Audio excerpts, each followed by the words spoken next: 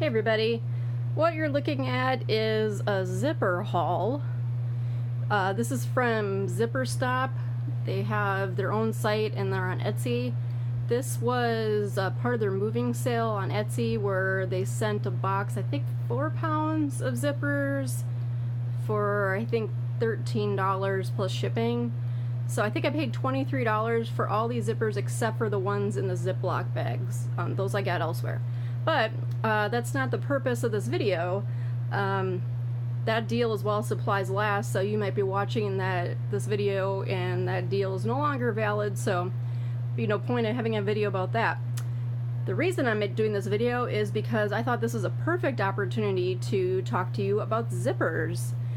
For some reason they really scare a lot of people and they really shouldn't, so hopefully by the end of this video you will not be afraid of them anymore. So I'm going to talk about all the different types of zippers that there are and their various uses. So first we'll start right here. This is, let me get a lighter color so it's a little easier to see. This is molded plastic. So you generally see this on, like sportswear, a windbreaker, athletic type jacket. So, I can't open it one-handed, but you can kind of tell there. So, and then right here is another molded plastic, but this one is closed on both ends. So this would be for something like a pocket, but you don't have to use this type for a pocket. So the other kind of teeth are the nylon. Let me show you here. So these are nylon teeth.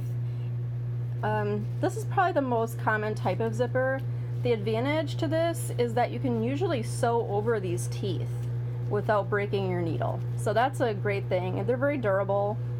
They slide very easily. You probably have this type of zipper in most of your clothes. Then the other type of teeth are metal teeth.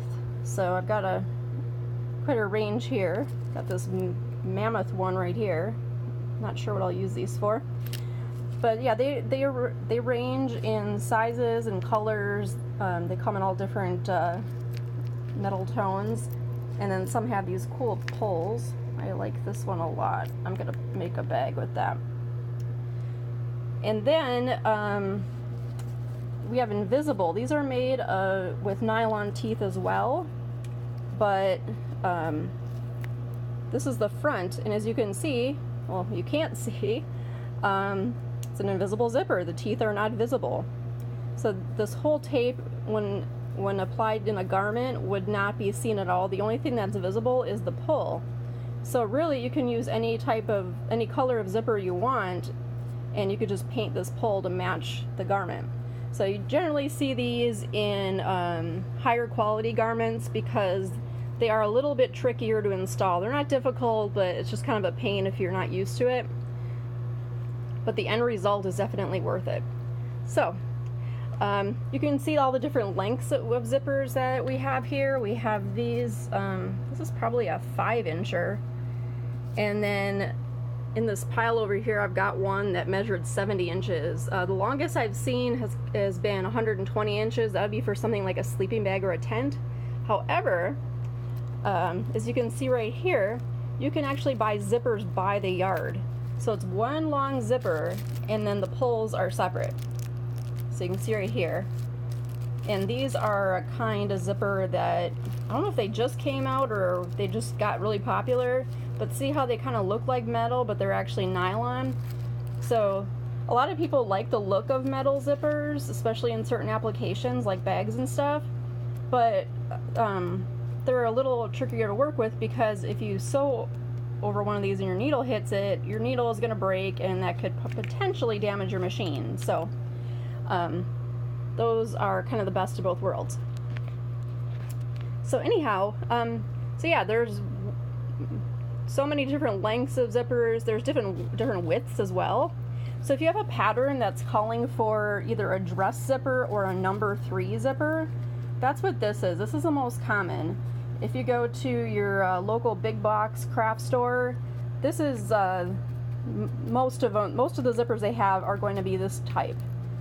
And these are used, of course, for clothing, and also for like a smaller handbag, and especially the interior zipper pockets. These are great for that. And if you're making something like children's clothing or doll clothing, they're good for that too. Another type that you're going to see is a 4.5 zipper, or handbag zipper. That's the one I'm holding right now. You can see that the zipper tape, that's the fabric, that's what it's called. The zipper tape is a little bit wider than this number 3 zipper, and that's why. So that is something, if you want something, a zipper that's a little bit more visually substantial, and then the pull also is a little bigger. So these I use a lot on handbags. You could use them for jackets as well. And there's also a number 5 zipper. I have not been able to find those. I would go as far as to say that they're pretty much interchangeable with the 4.5. And now that I say that, this might be a number 5 or maybe even larger. I've actually never seen a zipper this large until today. So as far as zippers go, if you have a pattern that calls for a certain length of zipper, let's say you need a 9-inch zipper in green, and all you have is this long one that's probably 16 inches. That's actually not a problem at all, because you can just cut off the excess. So you'd sew it in as usual, cut off the excess, and then you could cut it off at either the top or bottom, depending if you want this little metal stopper right here. And then if you cut off the top, just make sure you don't accidentally cut it here without pulling down the pull. If you do that though, or if you get the zippers by the yard where the zipper pulls are not attached, there are a variety of YouTube videos showing you how to reattach them.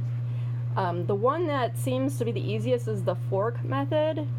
I will try to remember to put a link down below, but So Sweetness, she did a tutorial recently showing the fork method, and I haven't tried it yet, but it looks like it is the easiest. So another type of zipper is a separating one, and this would be for a jacket. So here's a nylon separating zipper, and then over here we've got a very, very long molded plastic separating zipper, and then I think, oh, here's a metal one. Here's a metal separating zipper.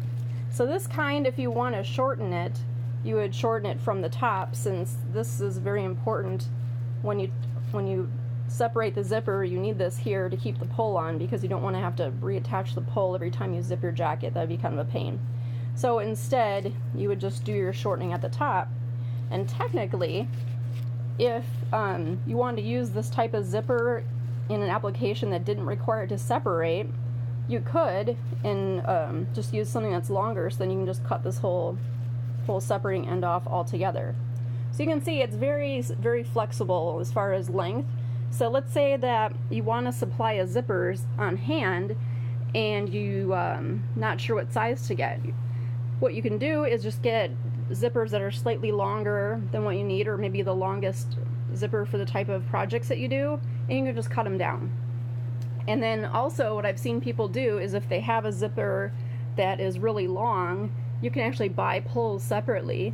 So let's say that I'm only using half of this zipper, so I cut it off, and then I have this extra piece that's still long enough that I could use it in maybe a skirt or a doll clothes. I can save that and then attach a new pull to it, and I've even seen people interchange colors, like mix and match, so I could put any color pull on there and make it more fun. And then speaking of colors, there are tons of them. Even in the big box craft stores, they have a lot of color selection. I usually get my zippers from Zip It on Etsy, and they have a really good selection too. You can see a few right here that came in this package. So now storage. What I found works very poorly is storing them all in a drawer, just shoving these in a drawer, because you're never going to find the right color, length, type in that drawer. Stuff's gonna get lost. You won't be able to see what you all have. So let me take you over here and I will show you. This is how I store mine. Let me pull down my day of the week thing. But you can see this is a piece of pegboard. If you didn't have a pegboard, you could mount some hooks to the wall, like command hooks would be good because zippers are so lightweight. And then these are just binder clips. You can see right here. They're just all clipped together, and I have mine sorted by color. Now, since I'm increasing my collection exponentially, I will probably sub-sort them with colors and by sizes, at least general, like long and short. So this I found is this is wonderful. It works very well. And another option you could do is they have, let me go back over here. If you've seen one of those belt hangers, it's like a big metal hoop with an opening on it. You could put them on the binder clips and then put the binder clips onto that belt hanger, and then you'd have them all in one spot like that too. So let me know in the comments if you have zippers already, how you store yours, and if you have any questions or fears about zippers, let me know what those are in the comments and we can help each other out. Thanks for watching. Bye.